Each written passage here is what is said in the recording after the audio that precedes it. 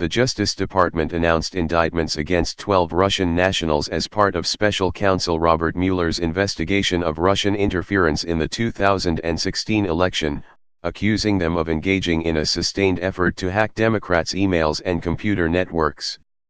All 12 defendants are members of the GRU, a Russian Federation intelligence agency within the main intelligence directorate of the Russian military, who were acting in their official capacities. The revelations provide more detail on the sophisticated assault on the U.S. election in 2016, including the release of emails designed to damage Democratic presidential candidate Hillary Clinton.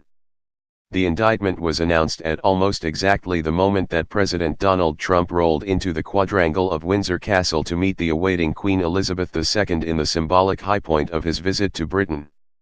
Trump is due to meet Russian President Vladimir Putin, who has denied election meddling in Helsinki on Monday, for a summit that includes a one-on-one meeting with only interpreters present. White House Press Secretary Sarah Sanders said Friday the summit will not be cancelled. The Justice Department says the hacking targeted Clinton's campaign, Democratic National Committee and the Democratic Congressional Campaign Committee, with the intention to release that information on the Internet under the names DC Leaks and Guccifer 2.0 and through another entity. Deputy Attorney General Rod Rosenstein said the indictment does not name any American citizen, but told reporters that defendants corresponded with several Americans during the course of the conspiracy through the Internet. There is no allegation in this indictment that any American citizen committed a crime, Rosenstein said at a news conference. There is no allegation that the conspiracy altered the vote count or changed any election result. Deputy White House Press Secretary Lindsey Walters referenced Rosenstein's comments and said there is no evidence tying the Trump campaign to hacking attempts. Today's charges include no allegations of knowing involvement by anyone on the campaign and no allegations that the alleged hacking affected the election result, Walters said in a statement.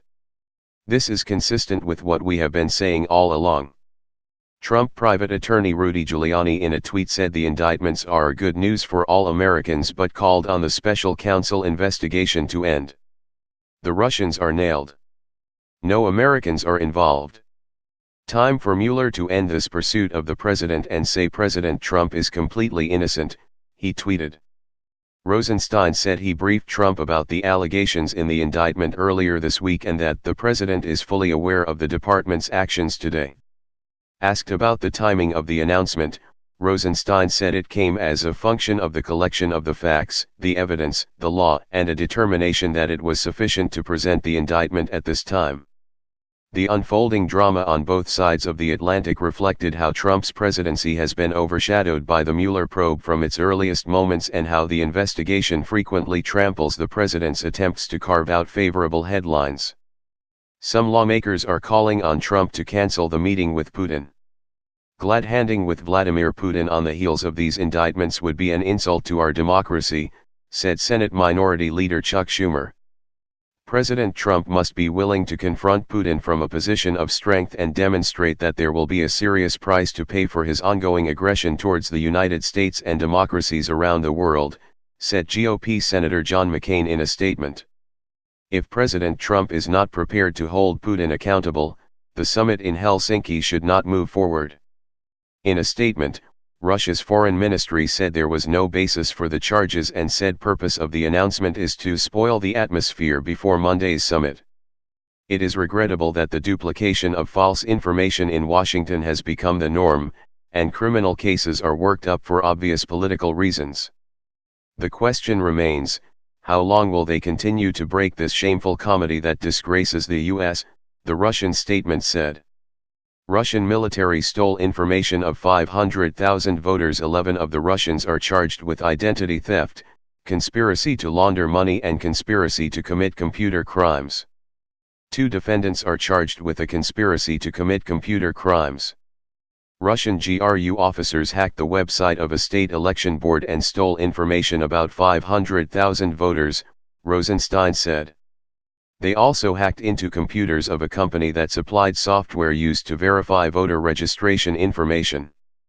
The defendants worked for 2 units of the GRU that engaged in active cyber operations to interfere in the 2016 presidential elections, Rosenstein said. One unit stole information using spear phishing schemes and hacked into computer networks where they installed malicious software that allowed them to spy on users and capture keystrokes, take screenshots, and exfiltrate or remove data from those computers. Intelligence gathered by U.S. officials captured some of the Russians accused in Friday's indictments, congratulating each other and celebrating the success of their operation during the campaign, according to a person familiar with the investigation. They were also captured celebrating Trump's victory. The source said the intelligence was gathered both before and after the 2016 election. Each of the Russians involved held military titles. One leader was Sergei Alexandrovich Morgashev, a lieutenant colonel who used the hacking tool X-Agent. The other Russians involved also used various pseudonyms to send phishing emails to Democratic Party affiliates. The two-part operation started with a spear phishing effort in early 2016, the indictment describes. The Russians hit more than 300 people connected to the Clinton campaign and Democratic political groups. One of those targets was Clinton campaign chairman John Podesta, whom Alexei Viktorovich Lukashev and others spammed with a link that appeared to come from Google as a security notification but led Podesta to a GRU-created website. Another phishing effort involved the Russians using an email address with one letter deviated from the name of a Clinton campaign members. The computer crimes the Russians face also accuse them of installing malware on Democratic campaign computers. That allowed them to steal passwords, record staffers' keystrokes, take screenshots, and observe computer work done on fundraising and voter outreach projects, according to the indictments. They also watched a Democratic campaign committee employee access the organization's bank account information. Though the Democratic organizations realized they were hacked by May 2016 and attempted to flush out the hackers, the Russians continued to watch the computers through their hacks until a month before the election, according to the indictment. They then worked to distribute the documents starting in June 2016. The Russian intelligence agents had registered the website dcleaks.com and started a Facebook page and Twitter feed claiming they were American hacktivists. Once the DNC announced publicly it had been hacked, the Russians used the online moniker Guccifer 2.0, claiming they were a lone Romanian. They did this to undermine the allegations of Russian responsibility for the intrusion, the indictment said. They also took steps to cover their tracks, deleting files and logs on computers. In June 2016, Guccifer 2.0 began posting stolen documents through a WordPress site they ran. To spread the material further, they shared stolen documents with people including a U.S. congressional candidate, a state lobbyist, journalists, an entity known as Organization 1, which appears to be WikiLeaks, and a person in touch with the Trump campaign. It has been more than a year since the special counsel's Russia investigation began. The probe had already resulted in criminal charges against 14 Russians, 5 Americans, and 1 Dutch citizen and 3 corporate entities. One of those people has already been sentenced and served a month in prison, while 3 others pleaded guilty and await sentencing.